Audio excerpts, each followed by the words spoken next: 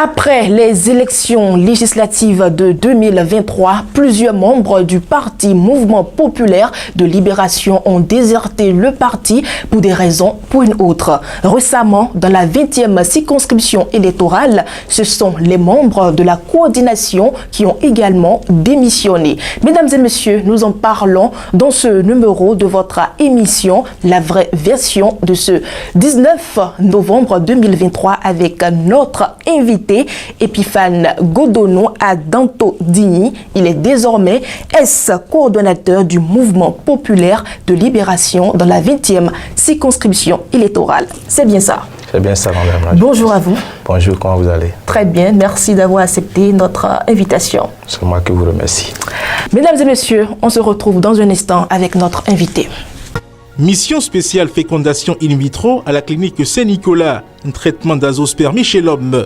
Procréation médicalement assistée pour les femmes âgées de 43 à 55 ans et qui désirent avoir un enfant. Tout cela est possible chez nous.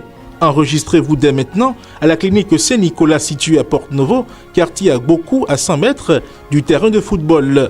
Contact plus 229 95 96 72 97 96 95 69 50 96 11 24 81. Nous rentrons à présent dans le vif du sujet avec notre invité Epiphane Godonou à Danto-Digny, ex-coordonnateur du Mouvement Populaire de Libération dans la 20e circonscription électorale. Monsieur Epiphane, depuis le 9 novembre 2023, vous avez plié vos bagages politiques du parti MPL. Pourquoi avoir fait le choix de quitter ce parti de l'opposition? Merci, madame la journaliste, pour l'opportunité que vous m'offrez pour exprimer ou exposer les raisons qui nous ont poussés à quitter le parti, le Mouvement Populaire de Libération. En fait, après les élections législatives, plusieurs choses se sont passées au sein de ce parti. Bien avant les élections, il y a beaucoup de choses que nous avons digérées. C'est quoi ces choses-là? Bon, dans le parti, en fait, c'est l'organisation ou le directoire du parti. C'est seulement au niveau du directoire que les grandes décisions sont prises.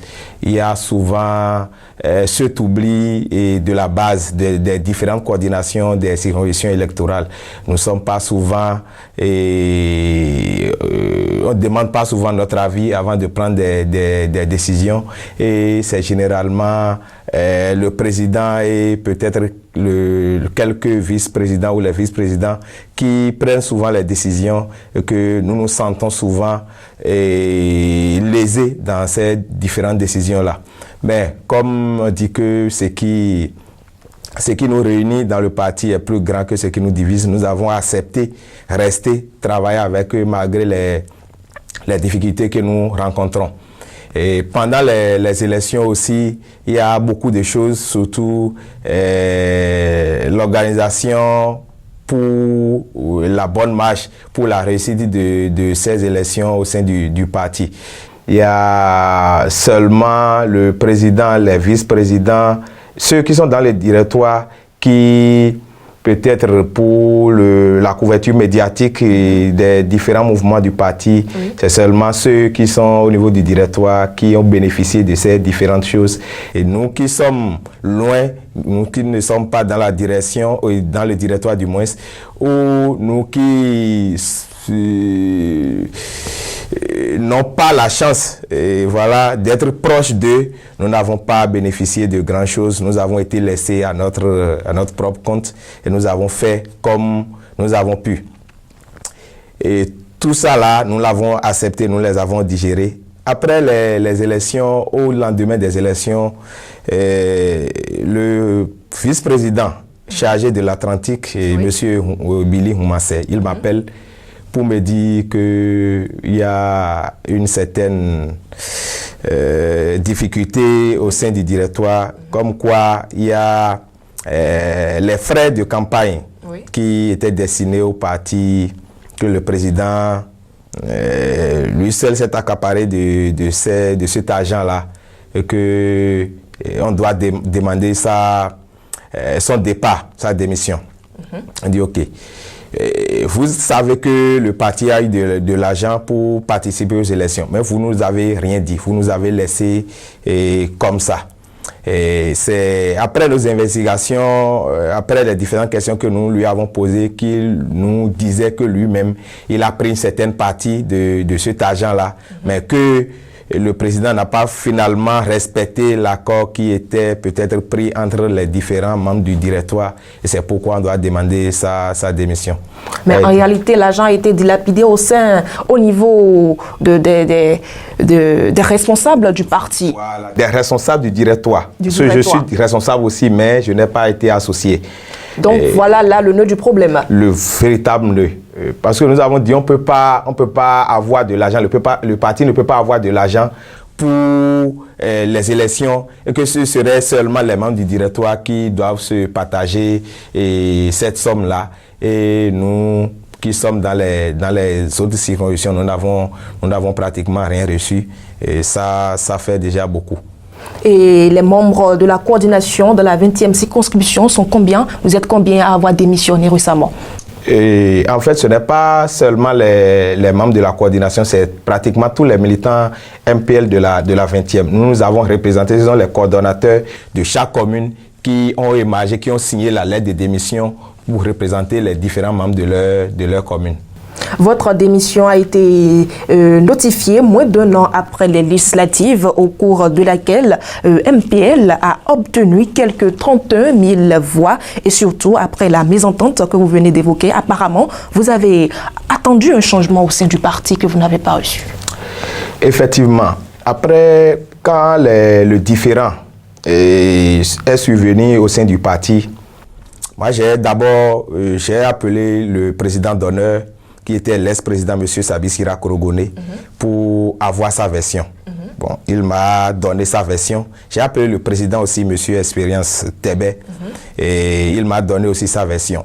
Monsieur le vice-président Billy Moumassé, il m'a appelé plusieurs fois. Il m'a demandé même de rejoindre la coordination et la coordination de la 19e pour que nous fassions une déclaration pour exiger la démission du président.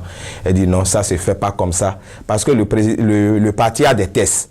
Si le président a fauté, peut-être on va au congrès ou on va à peut-être un conseil extraordinaire et pour demander les comptes au président, quitte à ce que peut-être lui aussi comprenne qu'il est dans une certaine erreur et il pourra partir. Mais demander comme ça le départ du président, c'est peut-être aller contre les tests du parti. Ils ne m'ont pas écouté et le vice-président Moumassé et la coordination. En tout cas, il y a certains éléments qui ne m'ont pas écouté parce que peut-être je suis très loin du directoire, je suis un petit. Il dit ça se fait pas comme ça. Ils ne m'ont pas écouté, ils ont fait des déclarations dans la presse, ils sont même allés au siège. Il y avait même eu des bagarres entre ces contestataires et le président. Un moment après, j'ai rencontré le président, il était en déplacement à Francourt, il était venu me voir avec une certaine délégation. Nous avons échangé, a dit qu'il allait m'inviter à Cotonou au siège du parti et nous allons échanger par rapport à la situation. Il ne m'appelait pas et nous avons un forum national. J'ai attendu et je ne voyais pas peut-être une suite par rapport à la situation. J'ai écrit un message dans le forum pour demander des explications parce que j'ai vu M. Billy Moumassé qui a exposé négativement le parti. Il était dans le parti, dans le forum et il intervenait même. J'ai écrit, j'ai dit, ça peut pas, si nous sommes un parti sérieux et que le président ne se reproche rien, on devrait tout de même retirer ou suspendre provisoirement M. Billy Moumassé et sa suite pour avoir exposé négativement le parti. Et que s'il est là, c'est que certainement il y a eu un arrangement sous notre dos, nous n'avons rien reçu. Alors que nous, qui sommes ici, nous recevons beaucoup de moqueries par rapport à cette situation qui est prévalue au sein du parti. Le président m'a appelé pour me dire voilà, de me calmer, qu'il y aura une rencontre et que j'aurai le temps ou la chance de demander des vives voix devant tous ceux qui seront là et que j'aurai des explications. Et quelques jours après, le secrétaire administratif du parti m'envoie une invitation pour un mini-congrès qui devrait se tenir à Lokossa. Et il a envoyé l'invitation, il attendait ma réponse. Je n'ai pas répondu. Il m'a appelé pour savoir si je répondrais favorablement à l'appel. D'accord. Je lui ai dit que je vais voir mon programme et le rappeler. Et le lendemain, je l'ai rappelé pour dire que je ne suis pas disponible, je ne serai pas là. Pour faire court? Bon, en tout cas, je n'étais pas disponible à aller à ce mini-congrès-là, puisque je ne comprenais rien juste là. Et le secrétaire a rendu compte au président. Le président même m'a appelé pour savoir les raisons pour lesquelles je ne voudrais pas participer au congrès, au mini-congrès. Il dit au président que je suis indisponible, je n'ai pas de temps. Il m'a demandé d'envoyer quelqu'un. Il a dit non, pour le moment c'est déjà trop tard d'envoyer quelqu'un. Je n'avais averti personne. Pourtant, à la création du MPL, le parti s'est donné pour objectif de balayer les acteurs politiques qui exercent le pouvoir depuis 1990 afin de donner le pouvoir aux jeunes. Au lendemain des législatives, le parti n'a obtenu que 1,28%. Vous avez pris part à ces élections et positionné comme candidat titulaire dans la 20e circonscription électorale. Pourquoi un tel résultat du parti au plan national? Et les résultats que nous avons obtenus ne m'ont pas étonné. Parce que d'abord, le parti n'a pas mis à notre disposition des moyens pour affronter nos adversaires qui sont plus forts que nous. C'est des anciens qui étaient déjà dans la politique depuis longtemps. C'est vrai que nous ne nous sous-estimons pas, mais un homme, une mission, les moyens. Le parti nous a envoyés en mission, mais on ne nous a pas donné les moyens pour affronter nos adversaires. Et ce qui a encore dérangé, ce sont ces membres du directoire qui se sont partagés les frais de campagne, les moyens pour lesquels nous devons, qui devront nous servir de frais de campagne. Ce sont ceux-là, ils n'ont pratiquement rien trouvé dans leurs différentes institutions. Moi, dans la 20e, on n'a rien reçu, mais nous savons, quand on a centralisé les résultats, que nous avons fait le positionnement de chaque circonscription dans notre parti, je sais quelle a été la position de la 20e circonscription et sur les différentes circonscriptions qui ont participé à l'élection et dont le parti MPL a positionné des candidats dans cette circonscription-là. En fait, nous dans la 20e, nous n'avons pas eu assez de moyens, nous n'avons pas eu de moyens, mais nous avons fait ce que nous avons pu et les résultats sont là et peuvent en témoigner. C'est compris, Epiphane Godonois Danto Digny. Maintenant que vous avez démissionné du parti MPL, de quel bord politique seriez-vous désormais? Alors, nous avons démissionné, c'est une démission collective et ensemble le groupe décidera en son temps. Pour le moment, nous n'avons encore pris aucune décision. Mais pour le moment, vous n'avez encore pris aucune décision, mais vous sortez là d'un parti de l'opposition. On sait que sur la scène politique maintenant, le grand parti politique en place actuellement, c'est les démocrates. Vous n'avez pas un penchant pour ce parti-là en tant qu'un opposant ou vous ne l'êtes plus? Je suis opposant. Jusqu'à l'heure où nous parlons, je suis opposant. Et le parti Les Démocrates, c'est un grand regroupement. Mais je ne pourrais pas prendre une décision au nom du groupe. Si nous avons même pris du temps pour déposer notre lettre de démission pour notre parti, c'est parce que nous avons souhaité que la décision soit unanime, soit consensuelle. Et nous avons consulté chaque membre. Nous avons fait peut-être différentes réunions pour avoir l'avis de tous nos membres. Donc maintenant, pour aller et pour choisir notre prochaine destination, nous allons encore utiliser la même méthode. Mais il y a quand même des discussions qui se mènent déjà au sein du groupe.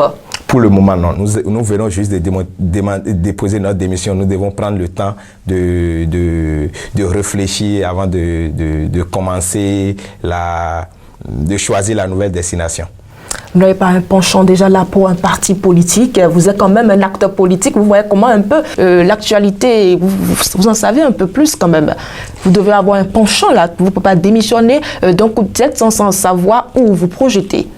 Non, j'ai de penchant pour tous les partis dans lesquels il y a de sérieux. De sérieux, même oui. La mouvance.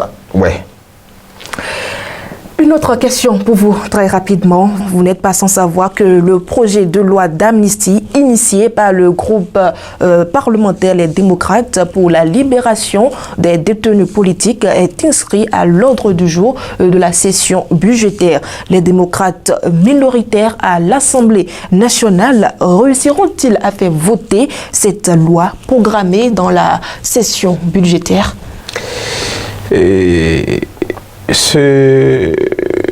Cette loi, même si le groupe parlementaire Les Démocrates est minoritaire à l'Assemblée, ce serait un grand pas vers la décrispation de la crise qui secoue le pays depuis fort longtemps.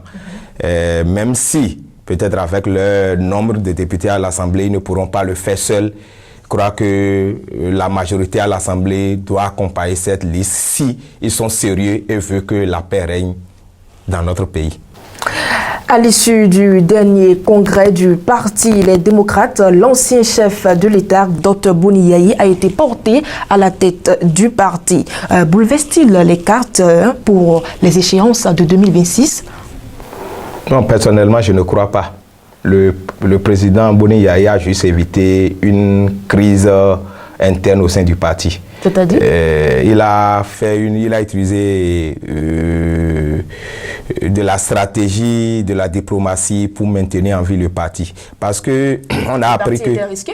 Ouais, on a appris que au sein du parti, avant le congrès, il y avait deux camps qui s'opposaient. Il y a le camp du président Ondete, le camp du président Akade. Et donc, il y a certains qui ont de penchant pour Ondete, il y a d'autres qui ont de penchant pour Akade. Et les deux camps à l'interne s'opposaient. Et le président étant un grand leader ne pouvait pas laisser la situation perdurer. C'est pourquoi il a utilisé cette solution conciliatrice pour maintenir le parti en vie. Et parlant toujours du docteur Thomas Boni Yayi, il a demandé une mission internationale sur le cadre institutionnel des élections de 2026. En tant qu'acteur politique, que pensez-vous de cette demande de l'ancien président d'honneur du Parti Les Démocrates? Je crois que c'est une démarche salutaire. Parce que nous savons depuis 2016, nous savons comment le pays est dirigé, nous savons pour les différentes élections, nous savons comment ça se passe. Donc c'est bon, nous le savons tous, pendant les élections, si ce n'est pas des pièces qui sont inventées à la veille des élections pour écarter certains partis. C'est peut-être il y a différents scénarios qui ont été inventés depuis 2016 à l'approche des élections pour écarter certains partis. Donc c'est normal, c'est salutaire que le président Boni Yayi demande cette mission pour quand même mettre tout le monde au même niveau pour les prochaines élections qui s'annoncent. Donc, la mission, elle est nécessaire. Très. Nous tendons tout doucement vers la fin de cette émission, mais revenons bien avant dans la 20e circonscription électorale où vous étiez coordonnateur du parti Mouvement Populaire de Libération. Avant le vote du budget primitif de l'année 2024 à la mairie d'Avrancourt, des mésententes ont opposé le maire et ses conseillers. Apparemment, le torchon brûle entre les conseillers BR et UP Le Renouveau. Et en fait, ce n'est pas le différent ne se situe pas au niveau des conseillers UPR et les conseillers BR. Ça se situe où? Entre le maire et les autres conseillers, même ses propres adjoints. D'accord. Oui, parce que nous avons, au niveau de notre parti, ou moi personnellement, j'ai souvent abordé certains conseillers pour savoir comment le budget qui est souvent voté dans la commune ou au sein du conseil communal est géré. Et nous leur avons souvent dit que c'est certainement qu'ils ne font pas d'observation quand ils vont au conseil, que nous n'observons pratiquement rien de nouveau dans la commune et parlant du changement. Mais on nous a dit que le maire ne coûte pas souvent des conseils ou ne prend pas en compte souvent des observations des conseils. Et nous l'avons su. Et moi, j'ai finalement donné raison aux conseillers qui me l'ont souvent dit. Parce que le premier conseil, les différents conseillers de la commune ont brillé par leur absence. Ils n'étaient pas là. Un second conseil a été convoqué et ça doit être le jour où la préfète voilà, devrait passer à Avrancourt. Et les conseillers étaient là. La préfète aussi était là. Et les différents conseillers ont exposé leur mécontentement, leurs observations à la préfète et au maire, leur mécontentement. La population aussi n'était pas du reste. Et le maire, voulant peut-être aller toujours seul, il a rencontré peut-être de vrais conseillers sur son chemin cette fois-ci, parce que les conseillers ont finalement compris que s'ils vont chaque fois donner leur accord pour ce qui se passe, demain, ils auront des difficultés à revenir vers la population pour leur expliquer comment ils ont fait le travail. Mais je crois qu'avec la médiation de l'honorable Renvoy Blas, le budget a quand même été voté. Voilà, le budget a été voté. Et non sans prendre en compte les observations des différents conseillers, des chefs d'arrondissement qui ont insisté à ce que chaque arrondissement soit pris en compte dans l'élaboration de ce budget-là. Epiphane Godonou à Danto Digny, nous sommes pratiquement à la fin de cette émission. Votre conclusion? Ma conclusion, c'est que je voudrais inviter tous les partis politiques au sérieux, parce que généralement c'est vrai que il y a peut-être le directoire, il y a la direction, il y a les responsables du parti qui prennent des décisions, mais qu'ils aient le temps peut-être de faire des redditions de comptes à leur base, parce que sans la base, le parti ne peut pas exister. Et j'ai dit tout à l'heure que j'ai des penchants pour tous les partis au sein duquel il y a du sérieux. Je voudrais demander aux responsables de chaque parti de faire du sérieux, sans quoi les partis ne feront rien de beau, et que comme ça, ce serait la démocratie qui prendra encore un coup. Merci à vous, Epiphane Godonou à Danto Digny. C'est moi qui vous remercie, madame la journaliste. Mesdames et messieurs, vous l'avez compris. Le mouvement populaire de libération vient de perdre ses militants à la base dans la 20e circonscription électorale pour des raisons financières et pour une concentration de pouvoir au sein du bureau directoire. Nous voici au terme de cette émission. On vous remercie d'avoir été des nôtres et on se donne rendez-vous très prochainement dans votre émission La Vraie Version.